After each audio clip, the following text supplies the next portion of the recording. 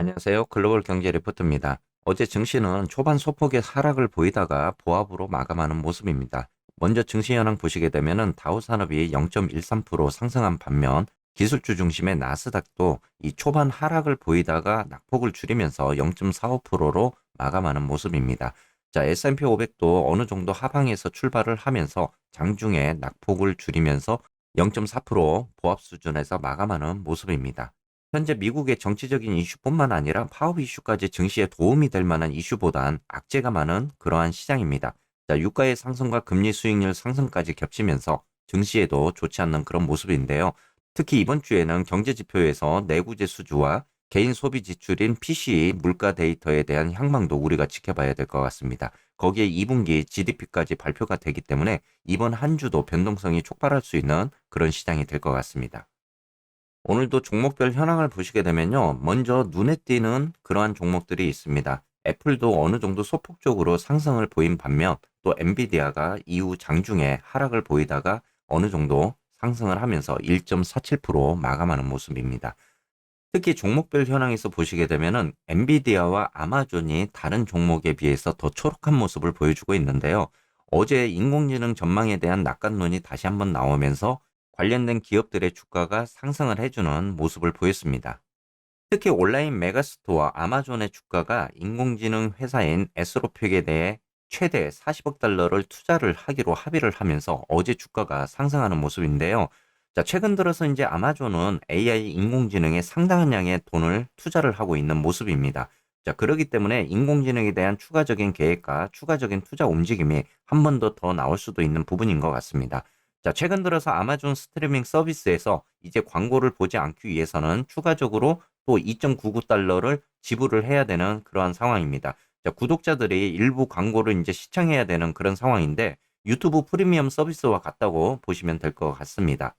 그동안 인공지능 관련 종목들의 상승이 좋았는데요. 마이크로소프트, 엔비디아 등 거대 기술 기업을 포함을 하면서 빠르게 성장하는 기업들로 구성된 러셀1000 성장 지수가 7월 말에 기록한 올해 최고치보다 약 6% 하락하는 모습이었습니다.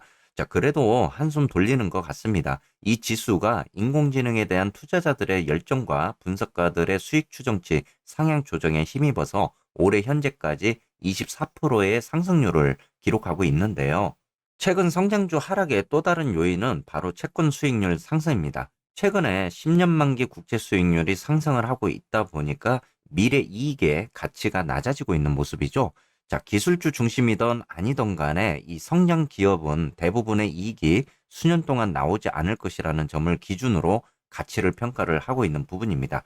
이렇게 국채의 수익률이 상승을 하고 있다라는 것은 좀 더 성장주에게는 악영향을 줄 수 있는 그러한 요인들도 될 수 있을 것 같습니다. 자, 어제 10년물 국채 수익률이 4.56%까지 이제 상승을 하는 모습이고요. 거기에 따라서 20년물의 국채 수익률이 4.8%까지 지금 움직이고 있습니다.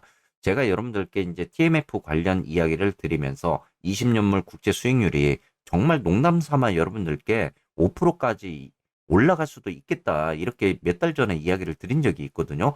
그런데 이게 정말 농담이 현실이 되고 있는 거 아닌가라는 우려적인 부분들도 생각이 들고 있습니다. 어제도 라이브에서 여러분들이 TMF가 4.5달러까지 갈 수 있는 거 아닌가요? 라는 이야기를 했을 때 저 역시도 일단은 5달러 선을 좀 지켜주는 게 중요할 것 같다라고 이야기를 드렸잖아요. 만약에 20년물이 4.9%에서 5%대 가게 되면은 TMF가 4.5달러까지 내려가는 그런 상황이 있잖아요. 그래서 어제도 그런 이야기를 드리면서 과연 5달러를 지켜줄 수 있을지에 대한 여부를 우리가 좀 지켜봐야 되겠다라고 했었는데 어제 TMF가 5달러가 깨지는 그런 상황이 벌어졌습니다. 자, 어제 4.9달러 선까지 밀려나면서 4.93달러에서 마감이 되면서 무려 7.3% 하락을 하는 그러한 모습이죠. 이렇게 국채금리의 급등적인 수익률이 나오게 됐을 때 증시에도 좀 영향을 줄 수 있는 부분이고 지금 미국 경제만 보더라도 썩 좋지 않는 그러한 이슈들이 나오고 있는 현실입니다.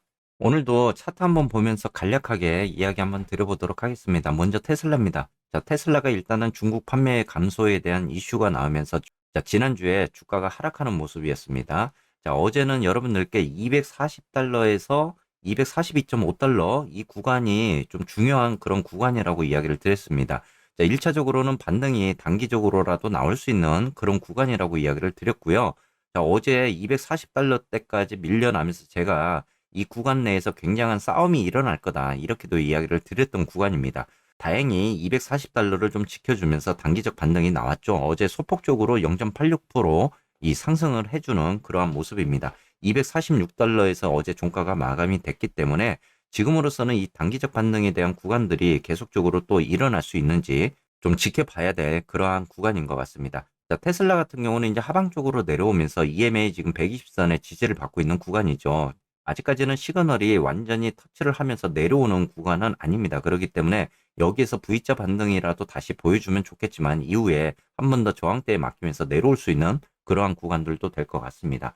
자, 이렇게 되면은 이제 오늘 단기적으로는 테슬라가 245달러에서 247.5달러 이 구간에서의 단기적 지지 구간이 될 것 같습니다. 오늘도 테슬라가 이 구간을 좀 지켜줄 수 있는지에 대한 여부도 좀 지켜보셔야 될 것 같은데요. 일단은 247.5달러 구간 좀 가게 되면 좀 저항에 맡길 수 있는 그런 구간은 될 것 같습니다. 그래서 여러분들이 단기적 반등에 따라서 여러분들이 좀 대응적인 부분들도 세워보시면 좋을 것 같습니다. 자, 속슬 차트도 한번 보시게 되면요. 어제 여러분들께 이제 17달러에서 17.5달러 구간을 가급적이면 좀 지켜주면 좋겠다라고 계속적으로 이야기를 드리고 있습니다. 자, 심리적 지지 구간이라고 말씀을 드렸고, 우리 필라델피아 반도체 지수인 SOX 3360선을 지켜주는 게 굉장히 중요한 자리다. 이렇게도 이야기를 드리고 있잖아요. 그렇기 때문에 어제 SOX 필라델피아 반도체 지수도 3360선을 지지해주고 3380선까지 그래도 반등을 해주는 그러한 모습을 보여주고 있습니다. 자, 앞서 서두에서 이야기 드린 것처럼 어제는 그래도 인공지능 관련된 기업들의 주가가 소폭적으로라도 상승해주는 그러한 모습들이 나왔기 때문에 속슬도 단기적 반등에 대한 구간에 좀 놓여져 있는 모습인 것 같습니다. 아무쪼록 지금 속슬 같은 경우는 이 구간에서 반등적인 구간을 만들면서 추세를 만들어줄 수 있는지 여러분들께 이야기를 드리고 있지만 이 구간 내에서 다시 움직였을 때 이 되돌림 구간을 만들어주고 하방 쪽으로 내려오는 패턴도 우리가 예상을 해볼 수 있다. 이렇게도 이야기를 드리고 있잖아요. 오늘 시장에서는 일단 속슬이 18.5달러부터 저항에 막히는 그런 구간입니다. 자, 단기적 저항 구간이기 때문에 18.5달러를 뚫고 올라가더라도 이 구간 내에서 차익 실현에 대한 또 매물이 나올 수 있는 그런 구간이 될 것 같습니다. 아직까지는 속슬이 그래도 17달러 그리고 17.5달러에서 이 강한 지지적 역할을 해주고 있는 그런 자리거든요. 그래서 여러분들의 이 구간 내에서 뭐 분할적으로 현금 비중에 대한 부분들을 가지고도 대응을 하라고 말씀을 드리고 있습니다. 그래도 하방 쪽까지에 대한 구간은 좀 열어놓고 안전하게 비중 관리를 하시라고도 제가 이야기를 드리고 있는 부분이니까요. 속슬 이렇게 매수 시점에 대한 부분들을 보고 계신다면은 이 저점에 대한 구간을 우리가 잡아나가기는 굉장히 좀 어렵습니다. 여러분들이 이 분할 매수적인 구간을 가져가시되 이 하방 쪽에 대한 구간까지는 안전하게 좀 열어놓고 가져가시는 것도 좋을 것 같습니다. 이번 주에 여러분들께 말씀드렸다시피 2분기 GDP 관련 그리고 연준이 가장 선호하는 개인 소비 지출, PC 물가 지수, 그리고 내구재 수주 등 경제 지표가 또 발표가 됩니다. 자, 매번 나오지만은 실업 청구 수당도 이제 발표가 또 되기 때문에 과연 이번 주 경제 지표에 따라서도 이 변동성 시장이 한 번 더 촉발될 수 있는 부분이고요. 무엇보다도 증시에 도움이 되려면 국제 수익률이 하방 쪽으로 내려오는 모습이 좀 나와야 될 것 같습니다. 지금은 10년물의 국채 금리가 계속적으로 상승하는 모습이 나오게 되면은 지금 기업 이익에 대한 침체적인 부분도 배제할 수 없는 그런 구간이 될 것 같습니다. 자, 아무쪼록 이제 명절이 다가오고 있는데요. 오늘 시장도 여러분들 대응 잘하시고 또 좋은 수익 만들 수 있는 그런 하루가 되시기를 바라겠습니다.